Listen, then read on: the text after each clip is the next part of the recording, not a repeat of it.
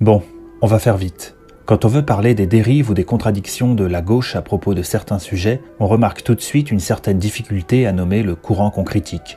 Faut-il parler de progressisme, d'extrême gauche, de nouvelle gauche, de néo-gauche, d'ultra-gauche, de gauche woke, de wokisme? Et surtout, comment combattre un ennemi qu'on ne peut même pas nommer? On se résout donc très rapidement à parler de gauchiste ou de la gauche, et on finit par nous dire qu'il est injuste de viser toutes les gauches, qu'il y en a des biens, qu'il n'y aurait pas une gauche mais des gauches, et que le débat public se porterait mieux si on prenait la peine de faire tout un tas de distinctions avec des catégories et des sous-catégories. Alors, faut-il parler de la gauche ou des gauches ? La première chose à noter, c'est que cette capacité qu'a la gauche à se rendre impossible à nommer en devient une capacité à se rendre intouchable. Comment combattre ce qu'on ne peut pas nommer? Avant toute chose, et avant de me faire traiter de complotiste d'extrême droite, je tiens à signaler que je ne dis pas qu'il s'agit d'un processus conscient. Je dis simplement que ces subdivisions et contradictions internes sont la cause de ce phénomène. Un phénomène d'ailleurs bien pratique, parce que cette gauche gélatineuse peut absorber tous les chocs en accusant les copains. Ça permet de se sentir intouchable, toujours innocent, c'est pas moi, c'est l'autre. Et si l'un d'eux devient gênant, on s'en désolidarise sans craindre d'abîmer l'ensemble. Et s'il est vraiment trop gênant, alors on l'envoie chez les fachos. Et ces subdivisions, ces contradictions, ces clivages mènent régulièrement à des disputes en interne. Tu l'as dit, ce qui fait le plus mal, en vrai, à nous, c'est pas quand les fachos nous traitent de cuck, ça on en a rien à foutre, enfin on sait que c'est des abrutis.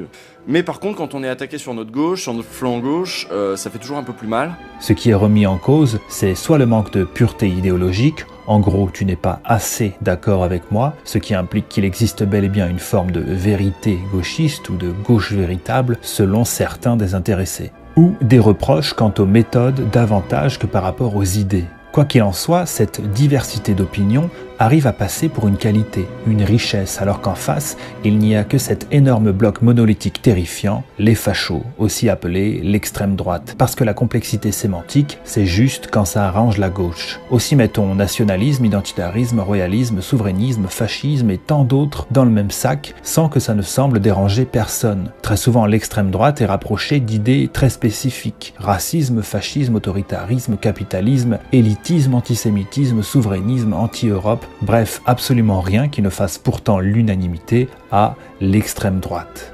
Quand on sait par exemple à quel point Hitler haïssait la race française, on peut se demander par quelle torsion intellectuelle on rapproche aussi systématiquement les mouvements néo-nazis des mouvements patriotes français, et on peut également se demander pourquoi les royalistes se font traiter de fascistes de manière aussi systématique.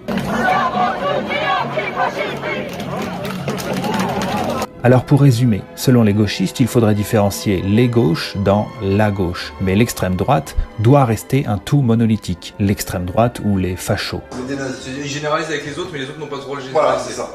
Et cette manière de prêcher la nuance d'un côté et d'amalgamer de l'autre est une arme rhétorique très puissante. Encore une fois, c'est la gauche qui choisit les règles du combat et qui, bien évidemment, les tourne à son avantage. Ce qu'il ne faut pas non plus perdre de vue, c'est que les gauchistes se revendiquent le plus souvent eux-mêmes de gauche. On dit « je suis de gauche », gauchiste étant bien sûr un terme plutôt péjoratif. Tandis que le terme droitard, tout aussi péjoratif, est au contraire une appellation le plus souvent subie, et qui a fini par être adoptée quasiment ironiquement. Au final, on entend plus souvent des « je suis droitard » que « je suis de droite ». Parce que le droitard ne se revendique pas de son courant politique, il se revendique de son pays, de sa patrie, de sa culture, voire effectivement parfois de sa race. Et il y a ici une différence flagrante qu'il ne faut pas négliger, parce que c'est la base de tout. C'est que le sentiment d'appartenance, s'il est également très présent à gauche, quoi qu'ils en disent, ne réunit pas autour d'une culture, d'une histoire ou d'une terre commune, mais bien autour d'idées. On a eu Macron qui nous a fait une disserte enflammée devant des vieux. On a parlé que de ça dans les médias, alors que bon, pour la commune, on a eu que dalle. Autrement dit, la gauche cherche à unir autour de quelque chose qui ne peut, par définition, que diviser, à réunir autour de ce qui ne peut que mener à des conflits, les idées. Tandis que les droitards, entre guillemets, ou les fachos, avec d'encore plus gros guillemets, s'unissent autour de quelque chose qui justement transcende les idées individuelles. Et cette idée de sentiment d'appartenance à des idées communes, c'est le plus grand dénominateur commun de la gauche et ce qui la distingue le plus drastiquement de la droite. En cela, dire la gauche ou les gauches ne change pas grand-chose. Le point commun entre l'utilisation des mots gauchiste et fasciste, c'est que ce sont deux termes dont le sens a complètement changé au fil du temps. Le mot fasciste à cause de sa surutilisation dans un contexte de décrédibilisation, au point qu'il a perdu toute sa puissance évocatrice et qu'il commence même à devenir presque comique. Horreur, quasiment le nazisme. Et le mot gauchiste, simplement parce que la gauche n'existe plus. Ou plus exactement, elle a muté, s'est transformée jusqu'à devenir l'inverse de ce qu'elle était. Si vous voulez vous la péter, vous pouvez utiliser le terme d'hétérotélie pour désigner cette mutation de la gauche qui est finalement devenue ce qu'elle a toujours combattu, une petite élite qui méprise le peuple et qui n'est plus que le jouet du capitalisme. On n'oublie pas que toutes les idées de la gauche actuelle sont supportées par le patronat, les GAFAM et Netflix. Ce qui est amusant, c'est par exemple de voir Usul continuer de parler de lutte contre les bourgeois pour qui ils travaillent pourtant. Ils vont s'adresser plus effectivement aux classes populaires. Le journaliste est renvoyé à ses supposées origines bourgeoises. Il faut voir supposé sociologiquement, c'est vrai. Oui, alors sociologiquement, c'est vrai. Et de traiter les fachos, ceux qui votent RN, le peuple donc, de débiles, d'idiots, du mépris de classe pur et simple. L'emprise de la matrice gauchiste est totale sur nos sociétés et aux yeux de tous, la gauche c'est le bien, c'est le peuple et la défense de l'intérêt global. Ce qui implique que la droite c'est le mal, la défense d'une petite élite et le fait d'aller à l'encontre de l'intérêt global. Cette stratification est totalement fausse et je vais vous expliquer en quoi. Ce qu'il faut noter c'est tout d'abord que la stratification gauche-droite est dynamique et évolue avec le temps. Ce qu'il faut ensuite noter c'est que sur le temps long, la République suit une sorte de processus révolutionnaire et la limite entre les deux parties bascule de plus en plus vers la gauche. Ce que l'on nomme la droite aujourd'hui, c'est en réalité l'ancienne gauche. Si nous devions résumer ce processus long, c'est une alternance entre les périodes révolutionnaires et les phases de conservatisme. Le conservatisme dans le sens où je l'entends, c'est le fait de conserver les acquis de la révolution, d'entrer dans une phase de stagnation, le temps de faire accepter au peuple les changements qu'on lui a imposés avant d'enclencher une nouvelle phase révolutionnaire, qui repousse à nouveau les limites, et ainsi de suite. Partant de là, la seule différence qu'on pourrait encore faire à la limite, ce serait une différence entre la gauche d'avant et la gauche d'aujourd'hui. Si on prenait aujourd'hui le programme du Parti communiste français de Georges Marchais, il serait classé comme étant d'extrême droite aux côtés du Front National. En effet, il ne faut pas oublier que le Parti communiste français était à l'époque contre l'Union européenne et contre l'immigration. Ce qu'il faut bien comprendre, c'est que depuis les années 80, la gauche s'est infusée absolument partout. Justice, éducation, culture en tête. Et tous les partis sont depuis plus ou moins de gauche. La droite ne se définit d'ailleurs que par rapport à la gauche. C'est ce qui a donné ce mariage forcé entre la gauche et la droite, c'est-à-dire la pensée capitaliste de droite qui mise tout sur la manipulation de l'émotion que lui fournit allègrement la gauche. Cette droite molle, du patronat, du pognon, totalement vide idéologiquement et qui n'a en tête que les questions économiques, ne pouvait pas phagocyter la droite nationale qui représentait une opposition trop forte à ce qu'elle représentait. Elle ne pouvait le faire qu'avec cette gauche morale, naïve et purement émotionnelle. C'est d'ailleurs cette alliance du pire de la gauche et du pire de la droite qui a encouragé l'immigration massive, puis le regroupement familial. Alors on l'a dit, la gauche a muté. Ce qui est dû à une bourgeoisie qui a perdu en importance depuis que la classe majoritaire est la classe moyenne.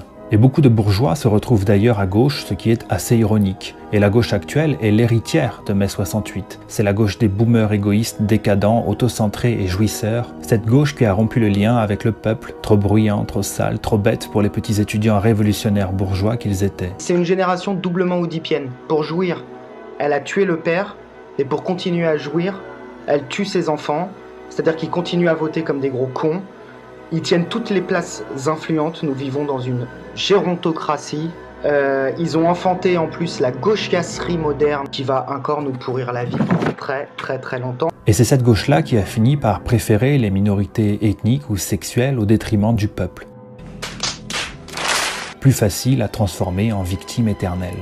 Et mettre ça au premier plan du domaine politique et social est une aberration, comme si la France entière, le monde entier, devait changer de drapeau pour adopter celui-là. L'individualisme avant le collectif, sa petite personne contre le reste du monde, c'est le règne du plus petit dénominateur commun. C'est la gauche minoriste. C'est une gauche qui ne représente absolument pas une majorité, mais dont les principaux représentants sont tous placés aux endroits les plus stratégiques, les plus influents. Une gauche qui s'est accaparée les sciences humaines pour confirmer toutes ses affirmations à l'aide de torsions intellectuelles fumeuses, mais qui, une fois tamponnée du sceau d'une université totalement idéologisée, devient, comme par magie, de la science. La sociologie, qui a été un outil de compréhension du monde de première importance, est devenue la nouvelle phrénologie, c'est-à-dire l'outil par excellence qui permet de confirmer tous ces biais racistes notamment.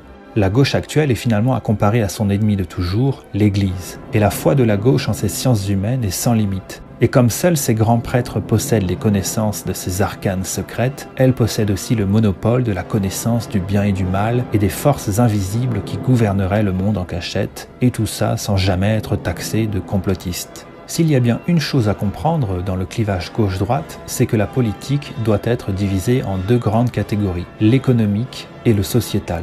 Et si la gauche n'a jamais tellement bougé par rapport à la première catégorie, elle s'est en revanche complètement transformée du point de vue sociétal.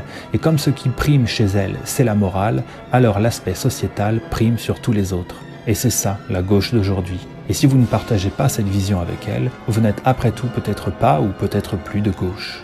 Bon, il y a quand même eu récemment une véritable tentative de briser ce clivage gauche-droite avec le mouvement des Gilets jaunes. On a vu aussitôt la gauche parler de populisme, on a vu les Black Blocs décrédibiliser les manifestations et détruire des choses qui seront d'ailleurs payées avec les impôts de ceux qui se battent en partie parce qu'ils en payaient déjà trop. Et on a vu fleurir un peu partout les accusations de récupération par l'extrême droite. Alors que c'est une des rares fois où même les extrêmes ont réussi à baisser les armes pour atteindre quelque chose de plus grand, que le peuple s'est vu justement comme un peuple, ce qui ne lui était pas arrivé depuis un bout de temps. On remarquera quand même le grand manque de diversité pendant ces manifestations qui n'a pas dû beaucoup plaire à la gauche. C'est plus fort que moi, je peux pas m'empêcher de compter le nombre de noirs dans la salle. Sans déconner, une manifestation ou un rond-point gilet jaune, c'était presque plus blanc que la rédaction de Mediapart. D'ailleurs, on a quand même pas mal de gens de différents horizons qui se sont reconnus dans le mouvement des Gilets jaunes. Des personnes d'horizons très différents. Mais là encore, on ne remarque pas tant une volonté de redéfinir une nouvelle gauche que de s'en affranchir. Dans le même ordre d'idée, on voit en ce moment très souvent employer le terme de confus, que l'on doit à Philippe Corcuff et à son livre La Grande Confusion, dans lequel il explique que l'extrême droite tenterait de s'emparer des idées de gauche pour semer le trouble dans le débat. C'est donc encore une fois un terme qui vient de la gauche pour modifier les règles du jeu et qui contribue à refuser à certaines personnes se revendiquant de gauche de s'y identifier pleinement, car elles ne seraient pas assez conformes à l'idéologie, à ce que serait la véritable gauche. C'est-à-dire que sortir du cadre, développer une curiosité, créer des ponts entre la gauche et d'autres courants n'est pas une vertu, ce n'est pas quelque chose de positif, ce serait plutôt une erreur de jugement ou une trahison. Bon, on va conclure.